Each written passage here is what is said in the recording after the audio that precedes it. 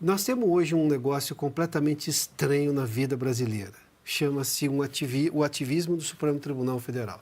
Até outro dia, e não é novidade para nós, tivemos solavancos econômicos, crises políticas, mas você tinha como corrigir aquilo. Aquilo se corrigia ao longo do tempo. A política tinha, digamos, o protagonismo de se depurar. Ela se autodepurava, podia levar um pouco mais de tempo, basta ver que a gente saiu das crises. A gente vive que eu me lembro, crises desde os anos 80. Tivemos o período do Plano Real, depois viemos com os anos Lula, aí depois veio os anos Dilma, aí saímos, recuperamos com o Temer, inclusive com uma nova gestão, inclusive política de estatais, motivo dos escândalos todos do Petrolão, enfim.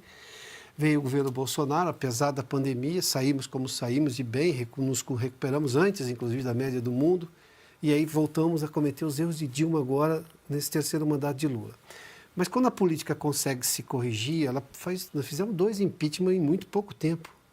Hoje ninguém consegue pensar isso, porque eu tenho um Congresso que não consegue ouvir a sociedade, mesmo que ouça, colocar em prática, porque eu tenho uma espada na cabeça de cada parlamentar vinda do Supremo Tribunal Federal, que eu chamo de disfunção institucional. Tem uma disfuncionalidade gigantesca. Como projetar a economia levando-se em conta esse ator completamente diferente, sem contar as inseguranças jurídicas que vêm de decisões do Supremo que, digamos, afrontam, por exemplo, a questão da coisa julgada, das empresas que tiveram que pagar impostos que elas já tinham decidido, decisão favorável da Justiça em última instância, recentemente tivemos essa decisão. Enfim, como projetar a economia com esse fator completamente novo? É muito mais complexo você fazer o cálculo econômico no Brasil do que em uma democracia estável. E isso aparece de várias formas. Aparece nas flutuações econômicas que o país tem, né? Então, a gente tem uma que a gente chama de volatilidade da economia muito maior do que em grande parte mesmo em países emergentes, quando você compara, não estou nem pensando em economias avançadas. Você tem os preços dos ativos, que sofrem, amplificam essa volatilidade. Eu acabei de citar o que está acontecendo, por exemplo, com as taxas de juros negociadas a mercado, que estão em patamares que são absolutamente insustentáveis, inclusive do ponto de vista da dinâmica da dívida, Sim, claro. da dívida pública. A taxa de câmbio, a gente viu o que aconteceu, por exemplo, em dezembro, quando o dólar chegou a bater 6,30. Então, isso... Haja rede cambial. Haja rede cambial, né? Então, o impacto principal é que o país acaba ficando preso numa dinâmica de investimento mais baixo. O cálculo econômico é mais difícil, o seu business plan, o seu modelo de negócios é mais complexo. O que você faz? Você fica mais conservador. Então, você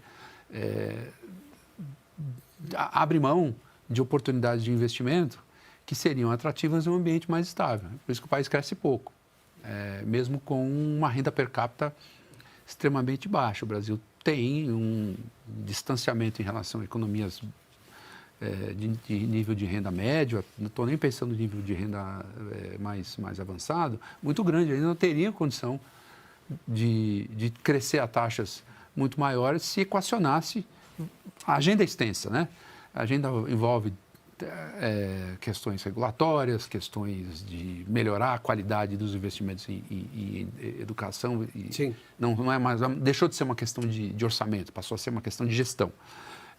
Você abrir a economia e passa também por reorganizar, como você citou aqui, o funcionamento institucional dos poderes. Tem muita gente que defende que na próxima legislatura, a depender do resultado das eleições, se faça um grande conjunto de emendas à Constituição para reordenar o funcionamento dos poderes no Brasil, que se chamaria o emendão. Para recuperar a normalidade institucional. Recuperar o sistema de pesos e contrapesos, definições claras de papéis, responsabilidades, limites. Então, tem muita gente defendendo esse tipo de Isso é latente hoje no mercado financeiro? Não. Não? Não. O mercado financeiro, esse é um tema distante do mercado financeiro, porque é difícil você botar preço nisso, né? O mercado financeiro trabalha com elementos que você consegue colocar, entender o impacto nos preços. A gente sabe que existe a relação de tudo isso com com os mercados através do impacto, como eu comentei aqui, sobre a economia. A economia cresce menos, fica mais incerto investir, mas é difícil atribuir quanto que o mercado poderia responder caso houvesse os avanços. Fica um pouco distante da realidade do dia a dia do mercado.